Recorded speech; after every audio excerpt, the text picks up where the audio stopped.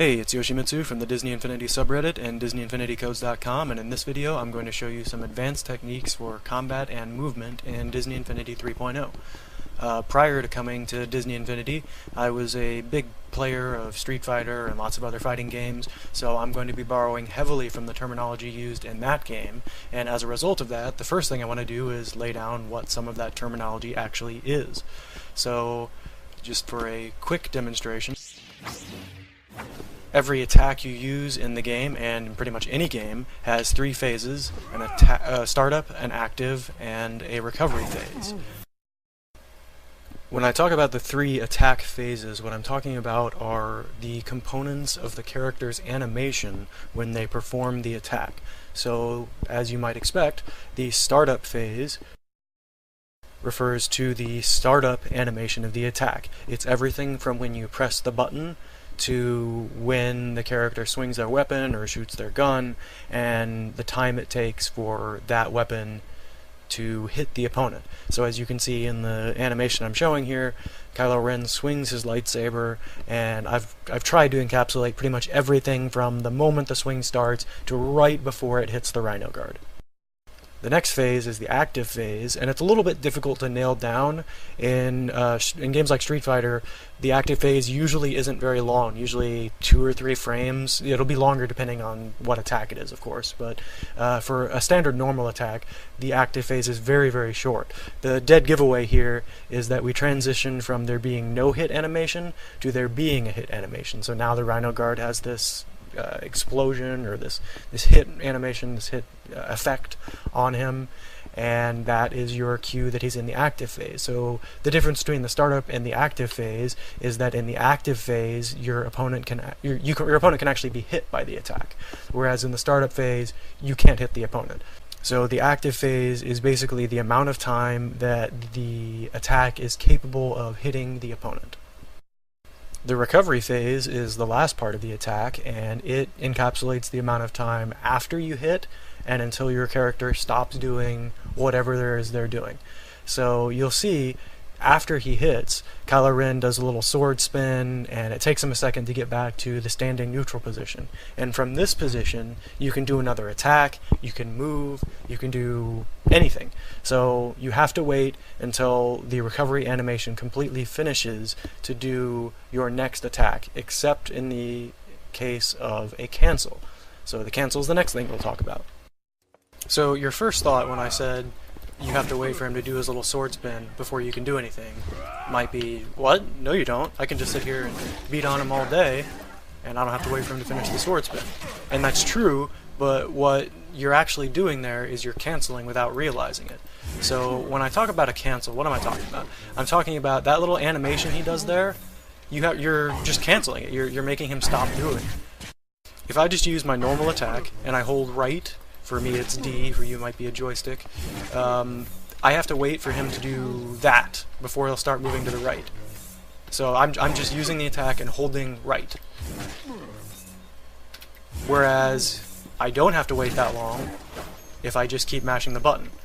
Disney Infinity is actually very mash friendly. For a lot of attacks and a lot of characters, you can just sit here, like I'm just mashing away on left button right now, and it's fine. You'll get that nice little attack sequence. It's handy, it's effective, but what you can do is, with the awareness of what you can actually cancel, you can do some interesting sequences that you otherwise might not do if you're just mashing the button. So in Disney Infinity you can cancel both the startup and the recovery animations of an attack. The recovery is easier to do because the timing is just much more lenient. Like if I attack this guy and then just hold block, the recovery of my attack will immediately cancel in the block. Like you don't have to think about it, you don't have to time it, it'll just happen. Similarly, you can cancel into a dodge like that. And it's pretty easy. You just use the attack button and then immediately press the thing that you want to cancel into. So with the recovery animation, and I think this is true for the startup as well, you can cancel into jump, you can cancel into another attack, and if you cancel this little mash attack sequence here is generally, like in fighting games, it's referred to as a chain. It's also, I mean, more generally, it's a combo, but a combo is just any sequence of uninterrupted attacks. A chain specifically refers to you mash the same button and you get this cancel sequence that you don't really have to think about. Also, you can cancel into a force dash with force characters, and force characters can also cancel into a force pull. The force pull can be cancelled in the air, as well as the force dash, but you can only do one force dash in the air. So unlike my melee sequence where I can just do this all day, once I've used a force dash, I can't do it again. You can also cancel your normal attacks into a launch. This allows you to convert combos into a launch from pretty much any step. You're going to want to make sure that you do the launcher before you get that last hit of the combo, because otherwise you'll be too far away to get hit with it. For characters who have a ranged weapon, you can also cancel into their range. This allows you to do some pretty interesting juggles. Like with most ranged characters, you can just sit here and juggle a single opponent as long as you want. Also, don't forget, like I showed you, you have to wait for him to do that little spin right there before you can move again. So one way you can actually make that faster is block, cancel, immediately move.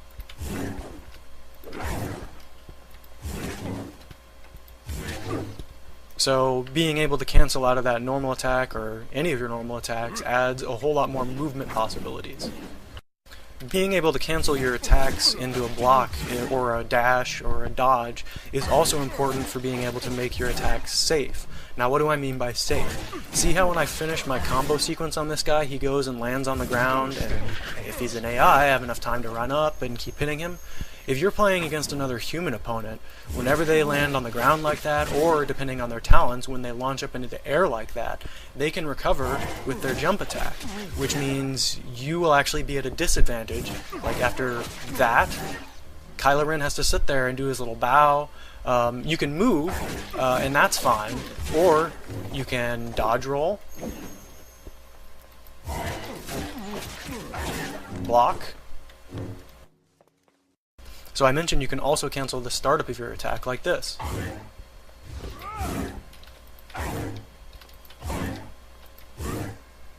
It may not be obvious what that's useful for, although if you saw a minute ago, I actually just triggered an enemy counter response with it. So I can use my attack sequence, and if I time it right, I've now triggered the enemy counter attack. So I can essentially hedge my bets in a way. If I want to use a normal attack, but I don't know if it's going to hit, any time up until when it hits, I can cancel it into a block and still be safe.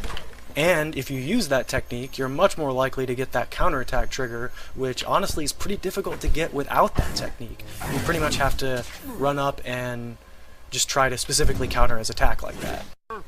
Also, for a character like Hulk, whose attacks start up incredibly slowly, being able to cancel them into a block, super useful. Or he's also got a sort of dash attack, kind of like the Force Dash, that you can cancel them into too. It doesn't start up quite as quickly, unfortunately. But yeah, you can use that to fake out a human opponent, or to provide some safety whenever you're fighting some AI opponents. Canceling the startup of a normal attack is also sometimes known as a kara or a kata cancel, which comes from the Japanese word for empty, because you're not actually loading any attack in there. Now you might be thinking, this is stupid, it sounds like I can just cancel anything into anything, but you can't actually. For example, with your Force Dash, you can't immediately cancel into an attack unless you buy the special move in your corresponding character's skill tree. Similarly, with your special attack, I'm just mashing the special attack button right now. Can't cancel into it. It'd be nice if you could just tap them once and then immediately go special, but you can't do that. So you require some kind of setup like this guy. Now you may be thinking, I can just run up and use it on him though. And it's certainly true. For Kylo Ren, it's actually even effective because you just stun him in place. You got this big AoE attack that you don't really have to worry about. There will be some bosses in the game, and obviously if you're playing against another person, you're gonna have a much harder time just running up and using your super on them. So another fun use for cancels comes with the force dash, and it's one of the main reasons I find it difficult to use any character that doesn't have a force dash. You may have noticed when you just mash force dash like this, there's that little wait period in between where you can't actually do another force dash, but you can't. So essentially what I'm saying there is you can't cancel a force dash into another force dash. But what you can do is you can cancel a force dash into a jump. And as I mentioned earlier, you can do one force dash in the air. So you can force dash, jump, force dash, and get 2 force dashes very quickly. And the neat trick here is, although you can't cancel a force dash into a force dash, you can cancel a jump, force dash, land into a force dash. So if I jump, force dash, and land, I can do another force dash as soon as I land. So you can use this technique to get around so much faster than any character that can't do this. I like to call this fast force dashing because it's fast force dashing. There was a video that was pretty popular around the time that 3.0 originally released, where an Anakin basically kept Darth Maul in the boss fight constantly in the air by just using these force pull cancels off the launch combo. So that's how you do it, basically. You launch into the combo, attack, attack, attack, and cancel into force pull. You can even use your finisher there. It makes controlling a single opponent especially really easy. Anakin's combo is, I'm sure, the easiest, just because you can do all 3 hits and still get the force pull. And even link into a new combo if you drop them, apparently. So obviously the force pull is incredibly powerful, because even a character like Vader with these super slow attacks can now do an infinite combo where you just keep them up in the air until they die. Without the proper skills, it's a little bit more difficult with Kylo Ren, because you'll have to manually jump up and follow. Also, you actually can't use that third attack I just used, or you'll just push them to the ground and you can't actually cancel and do a force pull off of that attack. He does have a skill, which I'm currently invested in, where you can just tap and he'll follow them up like that, and that's pretty handy. I mean, it's a question of whether you want to spend the skill points on that. I would say it's probably worth it just for the ease of not having to do the manual jump follow-up, but I mean, it's possible in the metagame somewhere people would say, since you can do the jump follow-up, why waste the skill points? Luke also has a force pull, but unfortunately he doesn't follow them up. And as far as I can see, he doesn't have a skill that allows you to just tap a button and follow them up. So you pretty much have to do the jump to keep comboing on them in the air like that. Jedi characters who don't have a force pull can't do air infinites like the others can, but you can still do ground infinites.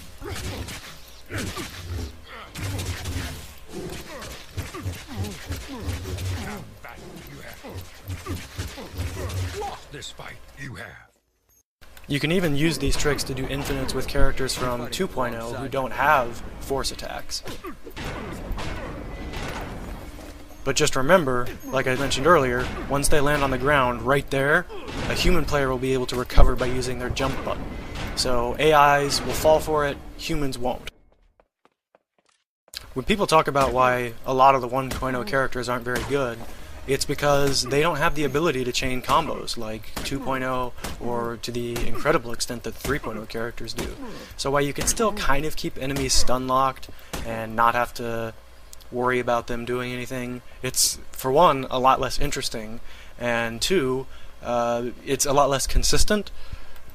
There's the little bit of window at the end there where if you're not careful, they'll still be able to do something. So you can actually follow up with the Pixar Ball and keep them stun locked a little bit better.